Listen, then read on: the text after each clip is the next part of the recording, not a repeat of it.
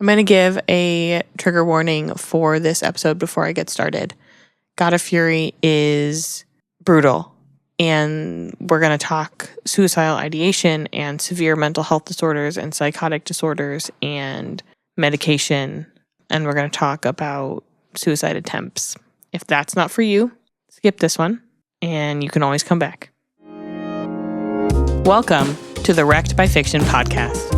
That's not a comfort read. Yes, it is. Did I read it on my lunch break? Yeah. So I made notes because I didn't know if there was going to be a quiz. Hey, everything is for a grade. While I was watching a movie with my 6-year-old, yeah. I didn't know I could be both right and so fucking wrong. Wrecked by Fiction, where we read, cry, and question our emotional stability.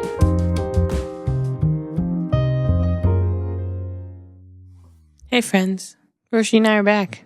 And today I wanted to talk to you about a dark romance series by Rena Kent. I am not the president of the Rena Kent fan club. And if I had to choose one Rena Kent book to read over and over again, it would be this one. And it's from the let's see. It's from the Legacy of Gods series. It's book number 5, God of Fury. And the first time reading this book was probably almost 2 years ago. And I was new to romance. I wasn't new to dark romance. And obviously I had read every book up until this one in the series. But I hadn't read a lot of And Nikolai and Brandon were like sweet little babies. And I fell in love with Nico. His need for attention and the way that he is so open with everyone and the way that he expresses himself is he's just like a big puppy. And Nico and Bran together it was a journey for me to go on when I read it the first time. And I think that for me, this book is just wholly about how different people experience and process their trauma and how they deal with their own mental illness.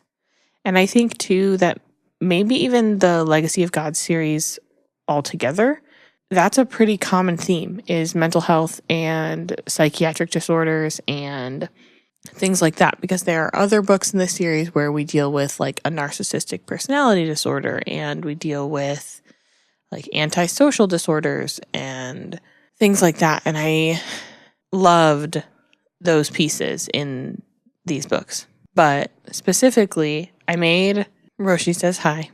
Lay down, buddy. I wanted to talk specifically about this book because the discussion of Bran and his experience with his mental illness is just brutal. And from the beginning, you can tell that Bran is suffering heavily, but he maintains control and distance from other people by keeping his routine intact.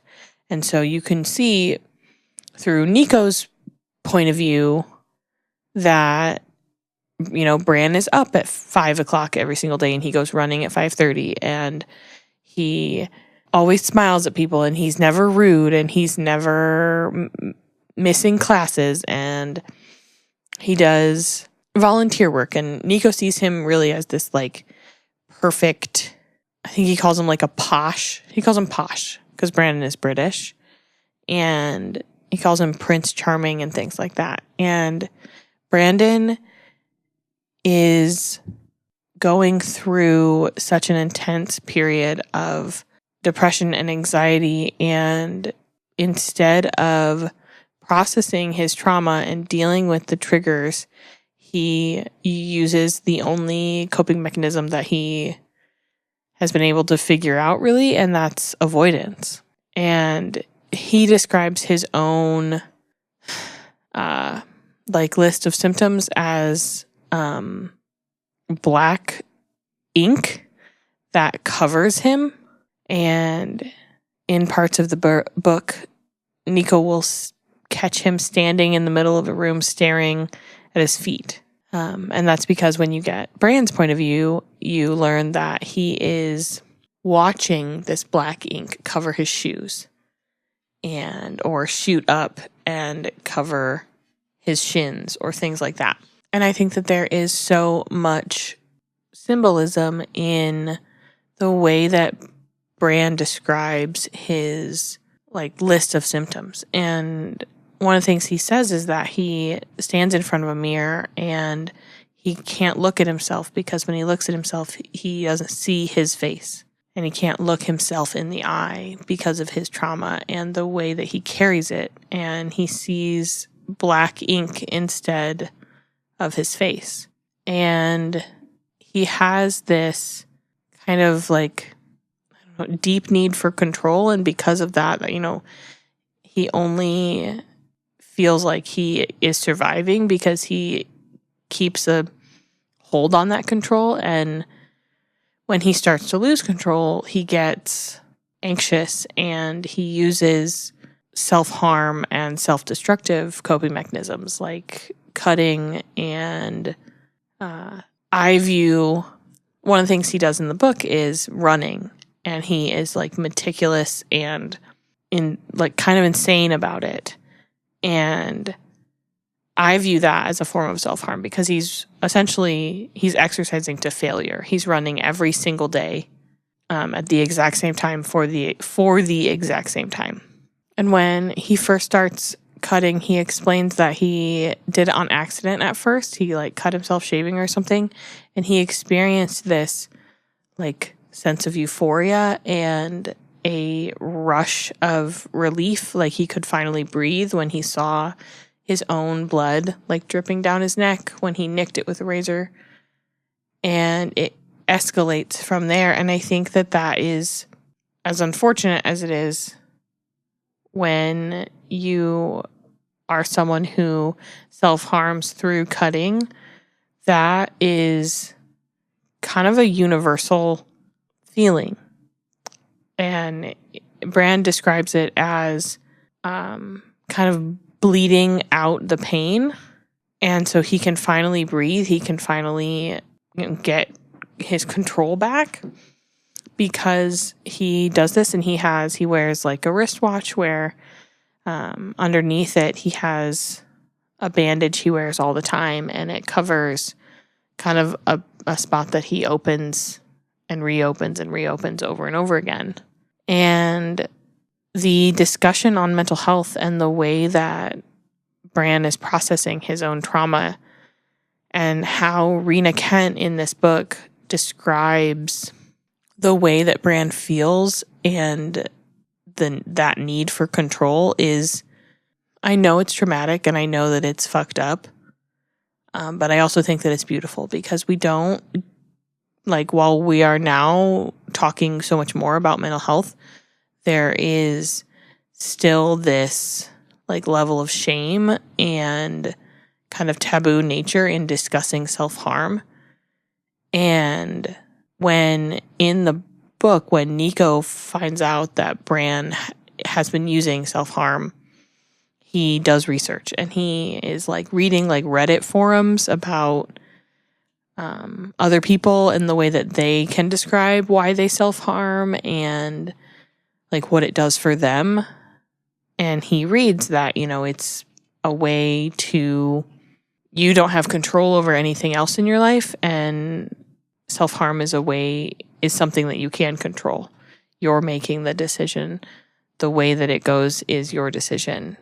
All of that is within your own control. And there is a piece of that with Nico where he is researching and you just realize not everybody has that when they're going through something so traumatizing that self-harm is the coping mechanism that they turn to. And Nico, in his best golden retriever energy way, he was trying to be there for Bran, but he doesn't know he doesn't know the why of it, right? So he knows that it's happening and he is paying closer attention, and he realizes that, he kind of connects the dots, the razor nicks, the cuts on his wrist, the bandages on his hands from like breaking a mirror and things like that. He can see now that Bran has been doing this all along, but he never knew it, or he never connected it all together before now. And it is exposed towards the end of the book that Bran was sexually assaulted by an adult, his mother's art agent, and she recorded it. And Bran has been dealing with the after effects of feeling weak and not understanding why he didn't like it. And he doesn't like anyone, let alone women. And he describes himself up until meeting with and being with Nico as an ace or asexual person. And he never enjoyed intimacy. And this woman took advantage of him because, number one, she was an adult, and number two, because he was sad and he was 15 years old at the time, and he wanted to be more like his brother, and he wanted to experience the things the way that other people do. And they have a dinner towards the end of the book where Nico and Bran are sitting with Bran's parents, and this woman is there because she's his mom's art agent, and she is, pushing to become Bran's agent and be in his life more. And Bran asks Nico not to talk to her, and he's like, yeah, I will, fine. And then he goes to the bathroom and he catches her in the hallway. He's like, so I lied, I'm going to talk to her.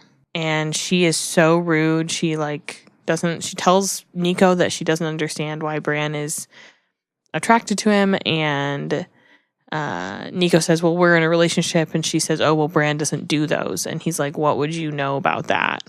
And then she says, oh, well, I'll send you a goodbye gift. And, 10 minutes later or whatever, he gets a text message to his phone that is a video of the assault.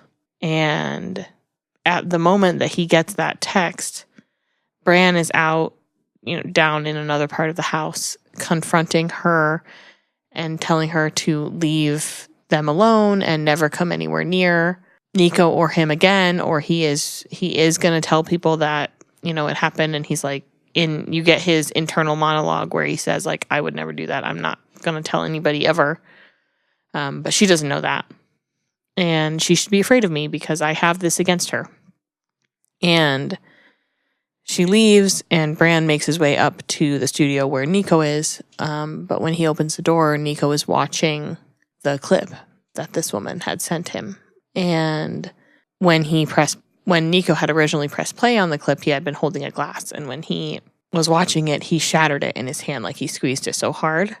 And Bran walks in and sees what's going on and what he's watching, and he doesn't understand where the video came from, why Nico's watching it, and in his head, there's no way that Nico could still love him after seeing that happen to him, and seeing how, in his mind, how weak he was, and how he didn't fight. He might have screamed, he might, whatever, but he is convinced in that moment that Nico is going to walk away. And so he grabs the glass out of Nico's hands and he jams it into his neck. And you cut to where Nico is like holding pressure and trying to save Bran's life. And Bran is like, it doesn't hurt anymore. And he gets this, it's not really relief that is expressed or that you feel from him from on the page, because he basically says, like, he's choking, he's drowning in the ink. It's covering him up. He's finally been pulled all the way under. But you do get this sense of, like, him realizing that he doesn't have to fight it anymore. He finally did something about it. And throughout the book, you've gotten little pieces of Bran's, like, suicidal ideation and his desire to not be alive anymore. And it is such a stark contrast to Nico and the way that Nico suffers with his, like, manic episodes. He'll go into a state of mania for days or weeks at a time, and there's Nico calls it the red mist, and it's like there's violence, and the only way that he knows how to curb it is to, like, go into the fighting pits or the clubs or whatever and fight other people and use violence as a way to bring him back down. And the imagery there where Nico sees red and Bran sees black is carried throughout the book. And even so, when Bran would get stuck in an episode where he's feeling the ink rise up his legs and cover his feet and things like that, he would be in his studio and he would be painting, but he would be in, like, a fugue state almost, where he would cover these whole canvases in, like, black, like, slashes and things like that. And knowing the loss of control and everything that he felt when he finally did, like, attempt to end his life, even though it's expressed in the book that he, like, as it was happening and he was bleeding out and he could hear Nico, but he couldn't really say anything back. And Nico is crying and saying, please don't leave me. Please don't leave me. Everything's going to be okay. I promise. I'm not going anywhere. All of the things that, a person who loves you says. Bran's like, I wish I hadn't done it. And yet you just read 400 pages where Bran is constantly telling the reader that he wishes he was dead and that he didn't have to deal with that anymore. And I think that his own journey is so separate from the journey that he has, like, alongside Nico. There's their love story and the way that he grows to accept them and even coming out to his friends and his parents and everything like that. And then there's his journey with, like, recognizing that he needs help. And God of Fury has a HEA. Bran is saved. He goes through life-saving surgery and he wakes up and his vocal cords aren't even damaged and he's left with a scar. But there is a moment at the end where they are in the hospital and Bran looks at his parents and he says, I need help. I can't do it. I need help. And the piece there that's so powerful to me is that he very easily could have actually ended it all in that moment. There was really no reason for that attempt to not have been successful. And the fact that Bran and Nico get their happy ending and they get to move forward and experience their life together, and there's, an epilogue where they get engaged and they've moved, full time into the penthouse that they had been sharing and agreeing to move from where they were attending university to the United States and things like that. There are so many bits of kind of this continuation for the two of them. And God of Fury is a comfort read for me, as fucked up as that may be, with the grief and the self-harm and the mania and all of the mental health struggles. Reading about trauma is not traumatic for me, right? So I will cry and sob, and I experience empathy alongside the characters, but it doesn't leave me in pieces because they get better and they live to see more and experience more and be more and do more. And I think that could be seen as like my own little bit form of control, because bad things happen in books that I read all the time, but they don't stay bad. They get better. And the love story between Nico and Bran is just filled with trauma and struggle and secrets, but they still found each other and they still did everything that they could to be together in the end. And they, changed pieces of their lives so that they fit together, and they molded to the other's world where it's necessary. And I just think that the vulnerability in this book is next level and, in my opinion, pretty unmatched on my list of books. Maybe specifically books. There are a few that where the vulnerability is really high and just absolutely incredible, but God of Fury for me is a 5-star read for sure. And I'll read it again, almost guaranteed. I think this is the 3rd time I've read it in 2 years. So keep doing what you're doing, Rena Kent. It's good stuff.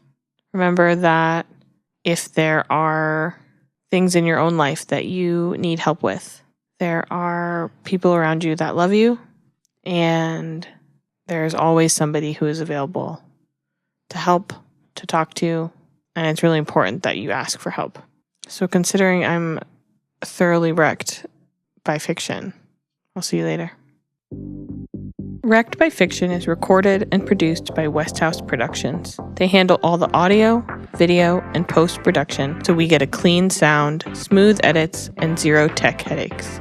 Westhouse Productions aligns with podcasts, live music, and creative projects that want to sound professional without losing their edge.